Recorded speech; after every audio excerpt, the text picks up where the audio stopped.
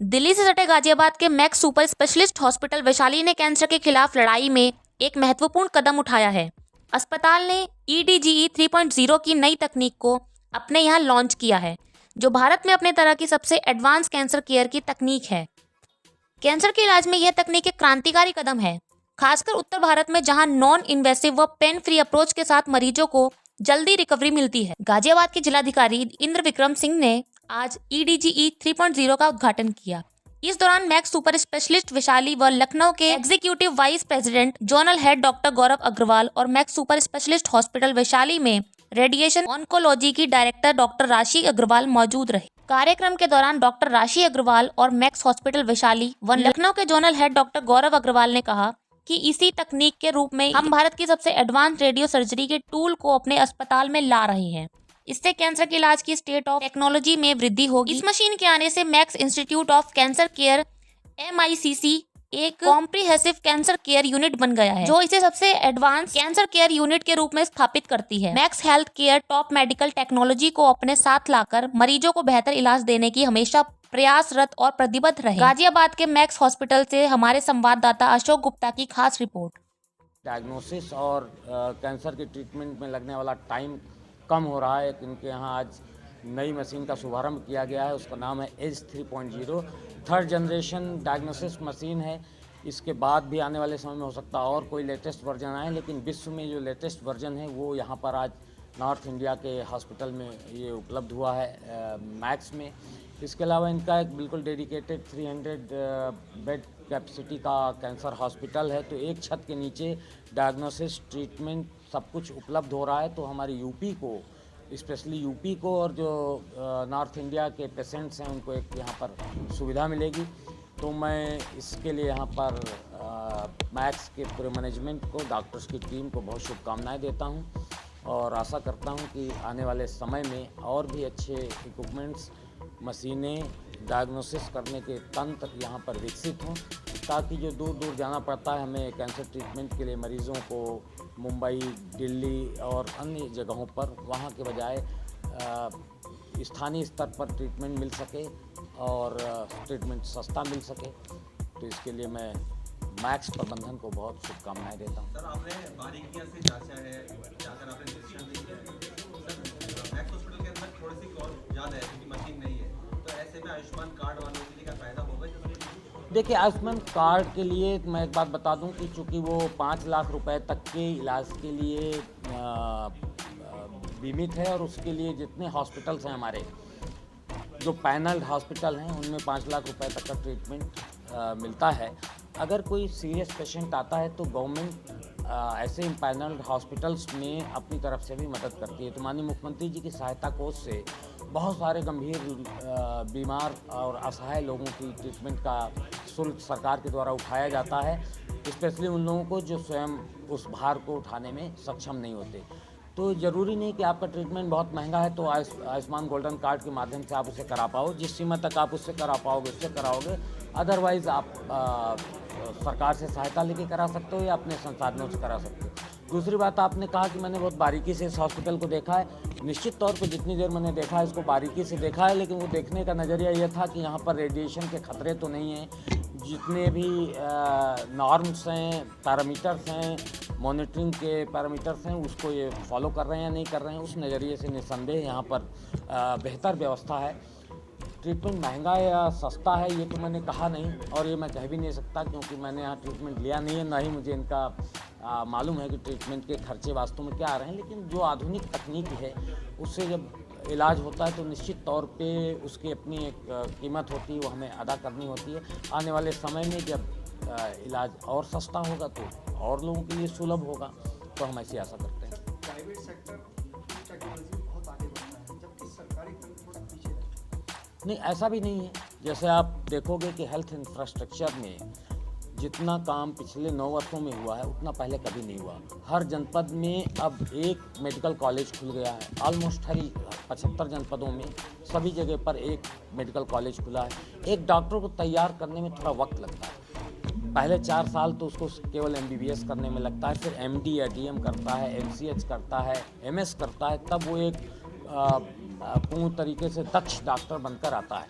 तो निसंदेह government sector में जो मरीज़ों का लोड है उसकी तुलना में हमारे पास इंफ्रास्ट्रक्चर की कमी है, लेकिन वो इंफ्रास्ट्रक्चर हमारे पार्टनर्स प्राइवेट जो हमारे मेडिकल फैसिलिटीज़ हैं उनसे कवर होती हैं। और प्राइवेट और गवर्नमेंट का पर्पस केवल और केवल इतना है कि सहज, सुलभ और सस्ता ट्रीटमेंट सबको मिल सके। तो अगर हम प्राइमरी ट्रीटमेंट कर ले जाते हैं, गंभीर बीमारियों का प्रारंभिक इलाज कर ले जाते हैं, और जो सुपर स्पेशलिटी हॉस्पिटल्स हैं चाहे गवर्नमेंट सेक्टर के हों या निजी क्षेत्र के हों, वहाँ पर नॉर्मल पेशेंट का लोड कम आता है, तो ये बेहतर है कि वो जिस कार्य के लिए बने हैं उस कार्य को कर पाएंगे। अगर सर्जरी करने वाला डॉक्टर नॉर्मल फिजिशियन की तरह दवाएं लिख रहा है तो इसका मतलब हम उसकी क्षमताओं का बेहतर इस्तेमाल नहीं कर रहे हैं। एमबीबीएस को या फिजिशियन को डायग्नोसिस करने दीजिए और एमसीएच या एमएस या डीएम जो डॉक्टर है उसको अपना ट्रीटमेंट का जो फर्दर कोर्स है उसको करने दीजिए, ताकि हम उसका बेहतर इस्तेमाल कर पाएँ और उसको यूज़ कर पाएँ। तो चाहे प्राइवेट सेक्टर हो चाहे गवर्नमेंट सेक्टर हो, दोनों ही एक सिक्के के दो पहलू। अंतिम रूप से मरीज़ हमारा उद्देश्य है, और अब आयुष्मान गोल्डन कार्ड के तहत जो 70 साल से अधिक उम्र के लोगों को इसमें विस्तारित किया गया है, तो वो भी इसकी इलाज की सीमा में आ गए हैं, तो इससे भी एक बेहतर बात निकल कर आएगी। आज के इस अवसर पर आप पूछ नहीं रहे हैं, लेकिन इसको ज़रूर कवर करें और इसको दें कि हमको और आपको एक पार्टनर के तौर पर ट्यूबरक्लोसिस को समाप्त करने के लिए हिंदुस्तान से 2 कदम आगे बढ़ना होगा। माननीय प्रधानमंत्री जी का आह्वान है कि हम 2025 तक भारत से टीबी का उन्मूलन करें, जबकि WHO वर्ल्ड हेल्थ ऑर्गेनाइजेशन का कॉल 2030 के लिए है। जब हमने अपने लिए इतना महत्वाकांक्षी गोल रखा है कि 5 साल पहले हमें इसे ख़त्म करना है हिंदुस्तान से, तो ज़रूरी होगा कि इसके हर पहलू को हम समझें। तो सबसे बड़ी बात यह है कि टीबी के लिए आप हर पेशेंट की जाँच कराएँ, जो भी संदिग्ध पेशेंट है, खांसी जुकाम या जो भी उसके लक्षण हैं। दूसरे, अगर वो उसका ट्रीटमेंट में पाया जाता है कि वो प्रारंभिक रूप से संक्रमित है, तो रेगुलर ट्रीटमेंट हो जो कि निःशुल्क है और सरकारी अस्पतालों में उपलब्ध है। तीसरी बात यह है कि उसका अगर निक्षय मित्र बनकर हम उसको सपोर्ट करें, हैंड होल्डिंग करें, वो बीच में दवा छोड़ न दे। वैशाली में कैंसर के खिलाफ लड़ाई के लिए एक लॉन्च किया गया है, किस तरीके का प्रोग्राम है, किस तरीके के काम करें? जी, ये जो मशीन आई है रेडिएशन थेरेपी की, लीनियर एक्सीलरेटर है, latest version S3.0 with exact 2.0 है। इससे क्या हो रहा है, पोजीशन एक्यूरेसी बहुत ज़्यादा है। जैसा आप सबको पता है, कैंसर के ट्रीटमेंट के लिए ज़रूरी है कि जो हम कैंसर सेल्स हैं उनको पूरा एक्यूरेटली टारगेट करें। इस मशीन के साथ में इसकी जो इमेजिंग है वो हम 3 तरह से करते हैं। जो बॉडी है उसके ऊपर भी थर्मल मार्कर्स लगे हुए हैं, जिससे हम पेशेंट का जो मोशन है उसको टारगेट कर पाते हैं। और जो हमारा काउच है वो भी 6D रोटेट होता है। जो हमारी लीफ है, इससे हम 1 मिलीमीटर तक ट्यूमर ट्रीट कर देते हैं। तो पोजिशनल एक्यूरेसी बहुत अच्छी है और जो ट्यूमर टारगेटिंग पावर है वो भी बहुत ज़्यादा अच्छी है, जिससे साइड इफेक्ट्स कम है और एक्यूरेसी ज़्यादा है। मैम, कितने लोगों को इससे फ़ायदा मिलेगा? इससे सभी लोगों को ही फायदा मिलेगा। और इसमें सबसे इम्पोर्टेंट चीज़ ये भी है कि ट्रीटमेंट बहुत फास्ट है। ये ट्रीटमेंट जो है वो 15 मिनट में कंप्लीट हो जाता है, जबकि पहले जो पुरानी मशीन थी उनसे हम आधा या पौन घंटा में एक पेशेंट का ट्रीटमेंट कर पाते थे। तो निश्चय ही हम ज़्यादा पेशेंट्स का ज़्यादा अच्छी तरह से ट्रीटमेंट कर पाएंगे। और जो डिफ़िकल्ट ट्यूमर थे, जैसे कि ब्रेन में डिफ़िकल्ट ट्यूमर्स होते हैं, आप सबको पता होगा, ब्रेन में कुछ ट्यूमर जैसे कि एक्रोस्टिक शोनोमा है, या ब्रेन स्टेम के पास जो ट्यूमर्स होते हैं, या ट्राइजेमिनल न्यूरल्जिया है जो बहुत डिफ़िकल्ट ट्रीटमेंट है, वो बहुत टारगेट करके कर पाते हैं। या फिर लिवर ट्यूमर या लंग ट्यूमर, या फिर हम अगर ब्रेस्ट कैंसर की भी बात करते हैं जिसमें पेशेंट 20 साल बाद तक सर्वाइव करने वाला है, तो हम लोग लॉन्ग टर्म साइड इफेक्ट, मतलब 20 साल बाद भी अगर कुछ समस्या आ रही है उसको अभी से रोक सकते हैं। ये लेटेस्ट टेक्नोलॉजी है linear accelerator as 3.0।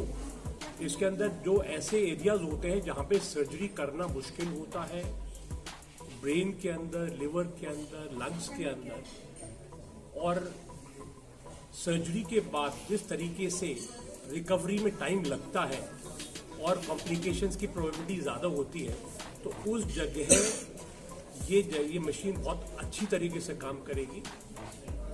Non invasive type का एक सर्जरी टाइप की ये समझिए एक मशीन है, और विद मिनिमल कॉम्प्लिकेशंस, और एक्यूरेसी बहुत ज़्यादा है।